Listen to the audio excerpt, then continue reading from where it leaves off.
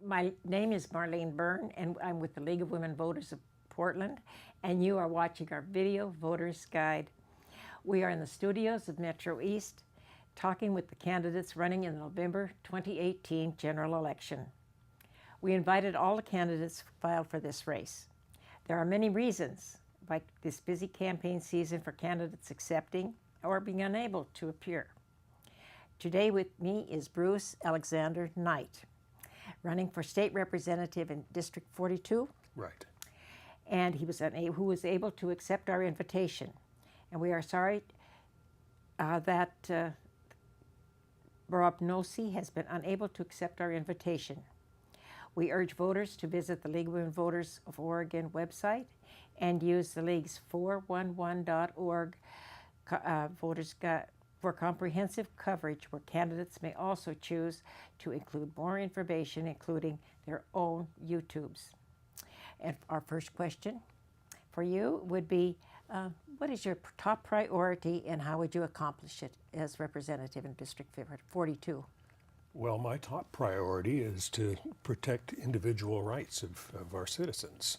Libertarians believe that you have the right to run your own life as you see fit, provided you respect the equal rights of others. That's my top priority. Everything else comes under that. Okay. And what steps would you take to ensure that more Oregonians are qualified and hired for Oregon jobs? Well, reforming our educational system is a big start on that. It's not going to happen overnight, and I don't have all the answers. But some of the things we can do include encouraging online education, homeschooling, that sort of thing. Government schools have not done the greatest job of educating our kids. I remember when, for example, civics education was a standard. You don't see that much anymore. So I think the state needs to encourage apprenticeship programs and alternative forms of education. Kids need to learn the things that they're going to have to function in this economy. Okay, and what you have been talking about sort of leads me into the next question. It says, how can the legislature provide adequate, stable, and long-term funding for public education? I believe the key to that is reducing the cost of that education. And some of the things I just mentioned would help with that. If you get more people involved in homeschooling and online schooling, that reduces the burden on the public schools where people have to physically show up. In fact, my two younger kids were homeschooled from middle school on, and they're doing quite well in life. They make more money than I do, which isn't saying much. But the big problem is not that we aren't taxing people enough, but that we're spending too much in the wrong places. And we need to focus that attention on skills that kids will need.